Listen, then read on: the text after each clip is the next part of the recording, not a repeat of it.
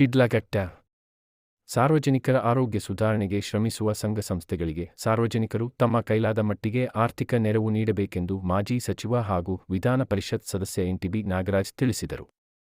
ನಗರದ ಹೊರವಲಯದ ಬೆಳ್ಳೂಟಿ ಸಮೀಪ ಇರುವ ದಿ ರಿಚ್ಮಂಡ್ ಫೆಲೋಶಿಪ್ ಸೊಸೈಟಿ ನಡೆಸುತ್ತಿರುವ ಮೂರ್ಛೆ ಹಾಗೂ ಮಾನಸಿಕ ಆರೋಗ್ಯ ಕೇಂದ್ರಕ್ಕೆ ಭೇಟಿ ನೀಡಿ 120 ಲೀಟರ್ ಸಾಮರ್ಥ್ಯದ ನೀರು ಶುದ್ಧೀಕರಣ ಘಟಕವನ್ನು ಕೊಡುಗೆಯಾಗಿ ನೀಡಿ ಬಳಿಕ ಮಾತನಾಡಿದರು. ಮೂರ್ಛೆ ಹಾಗೂ ಮಾನಸಿಕ ರೋಗ ಸಮಾಜಕ್ಕೆ ದೊಡ್ಡ ಸವಾಲಾಗಿದೆ. ದಿ ರಿಚ್ಮಂಡ್ ಫೆಲೋಶಿಪ್ ಸೊಸೈಟಿ ಸುಮಾರು 25 ವರ್ಷಗಳಿಂದ ಗ್ರಾಮೀಣ ಜನರ ಆರೋಗ್ಯಕ್ಕಾಗಿ ನಿಸ್ವಾರ್ಥವಾಗಿ ಸೇವೆ ಸಲ್ಲಿಸುತ್ತಿರುವುದು ನಿಜಕ್ಕೂ ಹೆಮ್ಮೆಯ ವಿಚಾರ. ಕೋಲಾರ, ಚಿಕ್ಕಬಳ್ಳಾಪುರ, ಬೆಂಗಳೂರು ಗ್ರಾಮಾಂತರ ಜಿಲ್ಲೆಗಳ ಅನೇಕ ತಾಲೂಕು, ಗ್ರಾಮಗಳಿಂದ ರೋಗಿಗಳು ಇಲ್ಲಿಗೆ ಬಂದು ಉಚಿತವಾಗಿ ಚಿಕಿತ್ಸೆ ಪಡೆದು ಗುಣಮುಖರಾಗಿದ್ದು, ಇಂತಹ ಸೇವೆ ಇನ್ನಷ್ಟು ಜನರಿಗೆ ಸಿಗಲೆಂದು ನಾನು ಚಿಕ್ಕಬಳ್ಳಾಪುರ ಜಿಲ್ಲಾ ಉಸ್ತುವಾರಿ ಸಚಿವನಾಗಿದ್ದಾಗ ಸಾಕಷ್ಟು ನೆರವು ಒದಗಿಸಿದ್ದೇನೆ. ಮುಂದೆಯೂ ಕೂಡ ಸಂಸ್ಥೆ ಪರವಾಗಿ ನಿಲ್ಲುತ್ತೇನೆ. ಸಾರ್ವಜನಿಕರು ಕೂಡ ಇದಕ್ಕೆ ಅಗತ್ಯ ಸಹಕಾರ ಕೊಡಬೇಕೆಂದರು. ಈ ಸಂದರ್ಭದಲ್ಲಿ ಉಪಾಧ್ಯಕ್ಷ ಕೆ. ವಿ. ಪದ್ಮನಾಭ, ಕಾರ್ಯದರ್ಶಿ ಎನ್.ಕೆ. ಗುರುರಾಜ್, ಸದಸ್ಯರಾದ ಬಿ.ವಿ. ಮುನೇಗೌಡ, ನಾಗೇಶ್ ಗೌಡ, ಮಹಮ್ಮದ್ ತಮೀಂ ಅನ್ಸಾರಿ, ಮುಖಂಡರಾದ ಚಂದ್ರಪ್ಪ, ಚಂದ್ರಣ್ಣ, ಚಿಕ್ಕಣ್ಣ ಮತ್ತಿತರರು ಹಾಜರಿದ್ದರು. ಸಮಯ ಸುದ್ದಿ ಲೋಕೇಶ್, ಶಿಡ್ಲಘಟ್ಟ. ಅವರು ಎಲ್ಲೋ ನಮ್ಮ ಉಸ್ತುವಾರಿ ಸಚಿವರಾಗಿದ್ದಾಗ ಸಾಹೇಬರು ಉಸ್ತುವಾರಿ ಸಚಿವರಾಗಿದ್ದರು. ಅವರು ನಾಗೇಶ್ ಗೌಡರು ಡಿಪೋ ಉದ್ಘಾಟನೆ ಕರ್ಕೊಂಡ್ಬಂದಾಗ ಹಾಗೆ ಇದು ಮಾಡಿದ್ರು. ಅವ್ರ ಕಾಲ ಸಿಕ್ಕೋದು ಇಂಥ ವಿರಳ ವ್ಯಕ್ತಿಗಳಿಗೆ ಮಾತ್ರ. ಅದರಿಂದ ಅವರು ಯಾವಾಗನ ಕೇಳಿ, ಡಾಕ್ಟರ್ ನಿಮ್ಗೆ ಏನು ಬೇಕು ಹೇಳಿ, ಮಾತ್ರೆ ಬೇಕಾ ಏನು ಬೇಕೋ ನಾವು ಕೊಡೋದಕ್ಕೆ ತಯಾರಿದ್ದೀವಿ ಅಂತ ಹೇಳಿದರು. ಮೊನ್ನೆ ಬಂದಾಗ 15 ದಿವಸದಲ್ಲಿ ಬಂದರು. ಅವಾಗ ನಮಗೆ ಒಂದು 50,000 ರೂಪಾಯಿ ಮಾತ್ರೆ, ಅದಕ್ಕೆ ಮುಂಚೆ 5 ಲಕ್ಷ ರೂಪಾಯಿ ಮಾತ್ರೆ ಕೊಟ್ಟಿದ್ದಾರೆ. ಈಗ ತಿರ್ಗಾ ನಮ್ಮ ಒಂದು ವಾಟರ್ ಫಿಲ್ಟರ್ ಇಲ್ಲ, ರೋಗಿಗಳಿಗೆ ನೀರು ಕುಡಿಯೋದಕ್ಕೆ ತೊಂದರೆ ಆಗುತ್ತೆ ಅಂತ ಹೇಳಿದಾಗ ಅವರು ವಾಟರ್ ಫಿಲ್ಟರ್ ತಂದು ಅವ್ರ ಕಡೆ ಅಮೃತ ಹಸ್ತದಿಂದ ಪೂಜೆ ಮಾಡಿ ಇವತ್ತು ಇದು ಮಾಡಿಕೊಟ್ಟಿದ್ದಾರೆ. ಇಷ್ಟೇ ಸದಸ್ಯರು, ಅಧ್ಯಕ್ಷರು, ಕಾರ್ಯದರ್ಶಿಗಳು, ಖಜಾಂಚಿಗಳು, ಈ ಸಂಸ್ಥೆ ಸುಮಾರು 20-25 ವರ್ಷಗಳಿಂದ ನಿರಂತರವಾಗಿ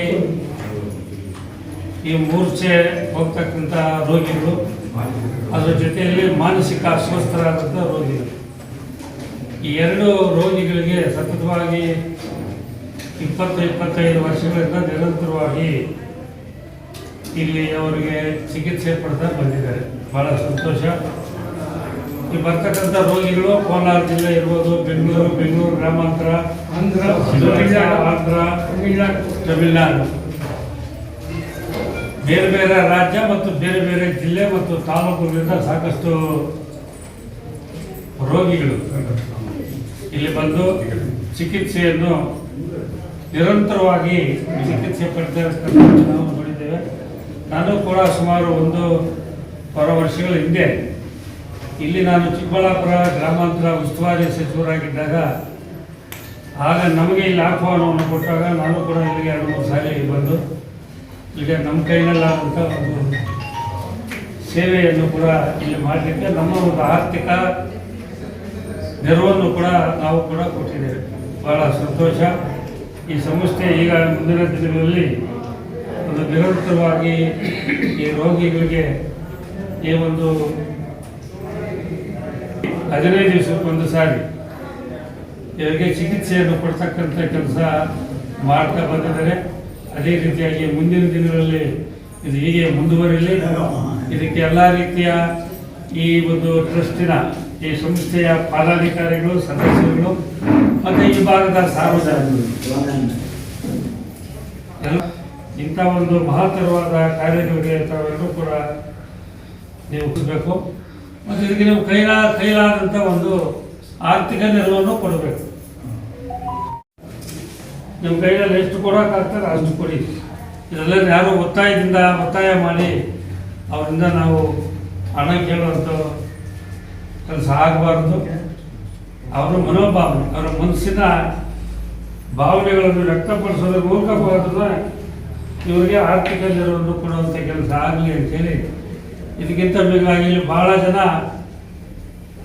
ಪ್ರತಿ 15 ದಿನಕ್ಕೊಂದು ಸಾರಿ ಉಚಿತವಾಗಿ ಇವರು ಸೇವೆ ಮಾಡಲಿಕ್ಕೆ ಕೂಡ ಬರ್ತಾ ಇದ್ದಾರೆ. ಹಾಗೆ ನಮ್ಮ ವೈದ್ಯಾಧಿಕಾರಿಗಳು ಹೆಸರು ವೀಣಾ ಅವರು ಕೂಡ ಪ್ರತಿ 15ಕ್ಕೊಂದು ಸಾರಿ ಬಂದು ರೋಗಿಗಳನ್ನು ತಪಾಸಣೆ ಮಾಡಿ ಅವರಿಗೆ ಈ ಮೆಡಿಸಿನ್ ಟ್ಯಾಬ್ಲೆಟ್ಸ್ ಕೊಡುವಂಥ ಕೆಲಸ ಅವರು ಕೂಡ ಮಾಡ್ತಾ ಇದ್ದಾರೆ. ಎಲ್ಲರಿಗೂ ಕೂಡ ದೇವರ ಆಯುರ ಆರೋಗ್ಯ ಸಕಲ ಸಂಪತ್ತುಗಳನ್ನು ಕೊಡಲಿ, ಅವರ ಇಷ್ಟಾರ್ಥ ಸಿದ್ಧಿ ಮಾಡಲಿ. ಮುಂದಿನ ದಿನಗಳಲ್ಲಿ ಇನ್ನೂ ಕೂಡ ಈ ಸಂಸ್ಥೆ ಒಂದು ಸಾರ್ವಜನಿಕ ಸಮಾಜದ ಸೇವೆ, ಸಾರ್ವಜನಿಕರ ಸೇವೆ ಮಾಡತಕ್ಕಂಥ ಕಾರ್ಯ ನಾನು ದೇವರ